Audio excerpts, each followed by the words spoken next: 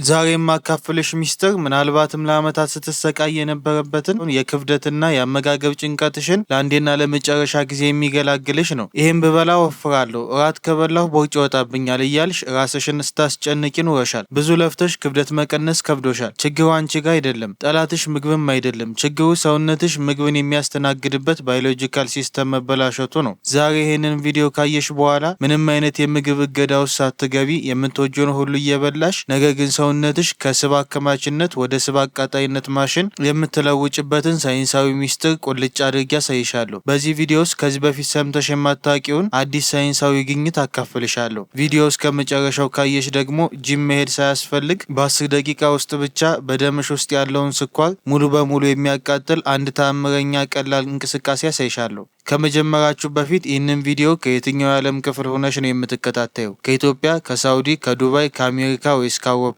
ያለሽበትን ሀገር ኮሜንት ላይ ጻፊልኝ። ክብደት ለመቀነስ ስታስቢ ብዙ ጊዜ ትኩረትሽ ምግብ ላይ ነው። ቅባት የለውም፣ ካሎሪ አነስተኛ ነው እያልሽ ሰላጣ ብቻ እየበላሽ ትውያለሽ። ግን አንድ ትልቅ ነገር እየዘነጋሽ ነው። ምን እየጠጣሽ ነው? እስቲ አስቢው። አንድ ኩባያ ለስላሳ መጠጥ ውስጥ ብቻ እስከ 10 የሻይ ማንኪያ ስኳር እንዳለ ታውቂያለሽ? ይህ ማለት እኮ ምንም አይነት እህል ሳትበይ ሰውነትሽ ለቀኑ የሚፈልገውን ግማሽ ኃይል በፈሳሽ አገኘሽው ማለት ነው። ሳይንሱ ምን ይላል? ፈሳሽ ልክ እንደ ምግብ ለመፈጨት ጊዜ አይፈጅበትም። እንደጠጣሽው በቀጥታ ወደ ደምሽ ይገባል ና ኢንሱሊን የተባለውን ሆርሞን ልክ እንደ ሮኬት ወደ ላይ ይተኩሰዋል። ኢንሱሊን ማለት ደግሞ የሰውነታችን የስብ ማከማቻ አለቃ ነው። ኢንሱሊን ደምሽ ውስጥ እስካለ ድረስ ሰውነትሽ ስብ ማቃጠሉን ያቆማል። አሁን የመጣውን ስኳር በሙሉ ወደ ሆድ አከማቹት የሚል ትዕዛዝ ያስተላልፋል። ታዲያ መፍትሄው ምንድን ነው? ያቺ የማትወፍረው ጓደኛሽ ሚስጥሯ ይሄ ነው። ከመብላትሽ 30 ደቂቃ በፊት አንድ ብርጭቆ ውሃ ጠጪ። ይሄ ሆድሽ የመጥገብ ስሜት እንዲሰማው ስለሚያደርግ 30 በመቶ ያነሰ ምግብ እንድትበይ ያግዝሻል። በተጨማሪም ጥቁር ቡና ወይንም ሻይ ያለ ስኳር መጠጣት ሰውነትሽ ዝም ብሎ ተቀምጦ እንኳን ስብ የሚያቃጥልበትን ፍጥነት ሜታቦሊዝም በ10 በመቶ ይጨምራል። ውሃና ቡና የኢንሱሊን መጠን እያስተካከሉ ሰውነትሽ ስብ ማከማቸት እንዲያቆም ያዘዋል። ሁላችንም እንደምናውቀው የምንመገበው ምግብ ወደ ስኳርነት ተለውጦ ወደ ደማችን ይገባል። ነገር ግን ይህ ሂደት በጣም ፈጣን ሲሆን ለሰውነታችን ድካም፣ ለክብደት መጨመርና የተለያዩ የጤና እክሎች ያጋልጠናል። ጤናሽን ለመጠበቅ የሰውነት ክብደትን ለመቀነስ ወይንም ከምግብ በኋላ የሚሰማሽን የድካም ስሜት ለማስወገድ ቀላሉ መንገድ ምን እንደሆነ ታውቂያለሽ? መልሱ አፕል ሳይድ ቪኒገር ነው። ይህንን የትም ብትሆኚ መግዛት ትችያለሽ። ሁሉም ቦታ አለ። ነገር ግን እንዴትና መቼ መጠቀም እንዳለብሽ ማወቅ ወሳኝ ነው። ትክክለኛው ቪኒገር እንዴት እንምረጥ? ቪኒገር ስትገዢ ዝም ብለሽ ማንኛውንም አትግዢ። ጠርሙሱን አንስተሽ ውስጡ በትኩረት ተመልከች። ቪኒገር እንደ ውሃ ንጹህ ከሆነ እሱን አትወሰጂ። በምትኩ ዊዝ ዘማዘር የሚል ጽሑፍ ያለበትን መምረጥ አለብሽ። እንዴት ይታወቃል? ትክክለኛው ቪኒገር ውስጥ ዊዝ ዘማዘር የሚል አለው። ይህ ዝቃጭ ጠቃሚ ባክቴሪያዎችንና ኢንዛይሞችን ሰብስቦ ስለያዘ ከመጠቀምሽ በፊት ጠርሙሱን በደንብ መነቅነቅ አትርሽ። እንዴት እንጠቀመው? አዘገጃጀቱ በጣም ቀላል ነው። አንደኛ፣ አንድ ትልቅ ብርጭቆ ንጹህ ውሃ አዘጋጅ። ሁለተኛ፣ አንድ የሾርባ ማንኪያ ኦርጋኒክ አፕል ሳይድ ቪኒገር በውሃው ላይ ጨመሪ። ከዛም በስትሮ ጠጪው። ለምን ስትሮ እንጠቀማለን? ቪኒገር አሲድ ስለሆነ የጥርስሽን ሽፋን እንዳይጎዳው ለመከላከል ነው። ስትሮ ማግኘት ካልቻላችሁ ቪኒገሩን እንደጠጣችሁ ወዲያውኑ ግማሽ ብርጭቆ ውሃ በመጠጣት አፍሽን መጉመጥመጥ ያስፈልጋል። ይህ በጥርስሽ ላይ የቀረውን ቪኒገር በሙሉ ጠርጎ ያጠፈዋል። እንዴትና መቼ እንጠቀመው? ይህንን መጠጥ ከመብላትሽ ከ15 እስከ 20 ደቂቃ በፊት መጠጣትሽ ትልቅ ጥቅም አለው። ቪኒገር ውስጥ ያለው አሲቲክ አሲድ ምግብ ተፈጭቶ ወደ ስኳር የሚቀየርበትን ፍጥነት ያዘገየዋል። ልክ በደምሽ ውስጥ ለሚገባው ስኳር እንደ ትራፊክ ሆኖ ፍጥነቱን ይቆጣጠረዋል ማለት ነው። ይህም የደም ስኳርሽ በድንገት ከፍ እንዳይል ስለሚረዳ አንደኛ ቶሎ እንዳይርብሽ ያደርጋል። ሁለተኛ ሰውነትሽ ስብ እንዳያከማች ያግዛል። ሶስተኛ ከምግብ በኋላ የሚመጣን ድካም ይከላከላል። ማስጠንቀቂያ፣ የጨጓራ ህመም ካለብሽ በትንሽ መጠን ጀመሪ። ህመም ከተሰማሽ አቁሚ። ትንሽ በየሰዓቱ ብበላ ይሻላል ብለሽ ታስቢያለሽ።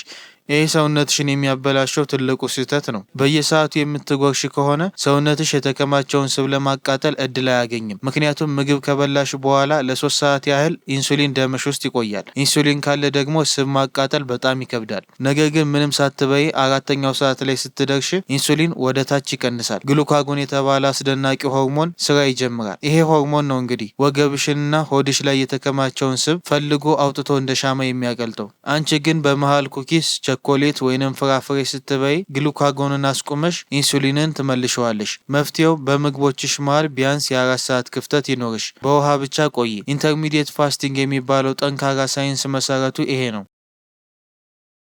እንቅልፍና ውፍረት ምን አገናኛቸው ብለሽ ታስቢ ይሆናል። እውነታው ግን ያስደነግጣል። በቂ እንቅልፍ ካልተኛሽ ሰውነትሽ ኮርቲዞል የተባለ የጭንቀት ሆርሞን ያመነጫል። ይሄ ሆርሞን አደጋ ላይ እንዳለሽ ስለሚያስብ ለክፉ ቀን ይሆነኛል ብሎ በቀጥታ ሆድሽ አካባቢ ስብ ያከማቻል። ከዚህም በላይ እንቅልፍ ስታጭ ግሪሊን የተባለ የረሃብ ሆርሞን ይጨምርና ጣፋጭ እንድትበይ ያስገድድሻል። ምግብ እንድትበይ ያስገድድሻል። መፍትሄው አዲሱ የ3-2-1 ህግ ነው። ሰውነትሽ ማታ ላይ ስብ እንዲያቃጥል ይሄንን ህግ ተጠቀሚ። አንደኛ ከመተኛትሽ 3 ሰዓት በፊት ማንኛውም አይነት ምግብ መብላት አቁሚ። ሰውነትሽ ምግቡን ፈጅቶ ስብ ማቃጠል እንዲጀምር። ሁለተኛ ከመተኛትሽ 2 ሰዓት በፊት ማሰብና መጨነቅ አቁሚ፣ ኮርቲዞል እንዲቀንስ። ሶስተኛ ከመተኛትሽ 1 ሰዓት በፊት የስልክሽንና የቲቪሽን ስክሪን አጥፊ፣ ሜላቶኒን የተባለው የእንቅልፍ ሆርሞን ቶሎ እንዲመረት። እንቅስቃሴ ሲባል የግድ ጂም ሂዶ ላበላም መሆን ብቻ ይመስልሻል? አትሳሳች።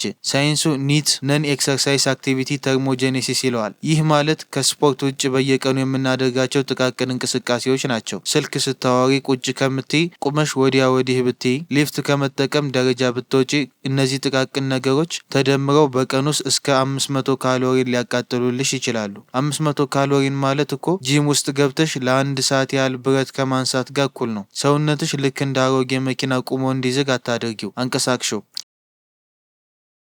አሁን ቪዲዮ መጀመሪያ ላይ ጂም ወደሚያስረሳሽ አስገራሚ ዘዴ እንምጣ። ብዙ ሰዎች ምግብ በልተው ሲያበቁ የሚሰማቸው አንድ ሁኔታ አለ፣ ድካም። ከበደኝ፣ ጥቂት ልተኛ፣ ልጋደም የሚል ስሜት። ይህ ስሜት ከምን እንደሚመጣ ታውቂያለሽ? ልክ ምግብ እንደተመገብሽ ደምሽ ውስጥ ያለው ስኳር ይሞላል። ሰውነትሽ ይህንን ስኳር መቋቋም ሲሳነውና ማስተናገድ ሲከብደው ድካም ይልክብሻል።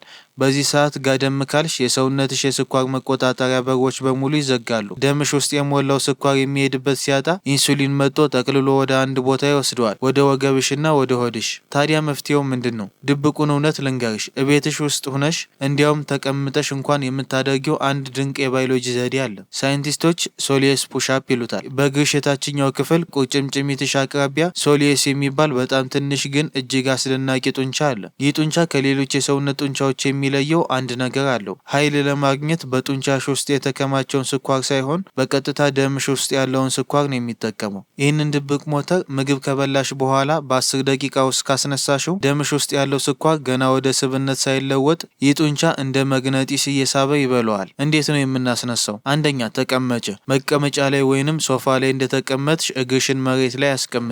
ሁለተኛ ተረከዝሽን አንሺ።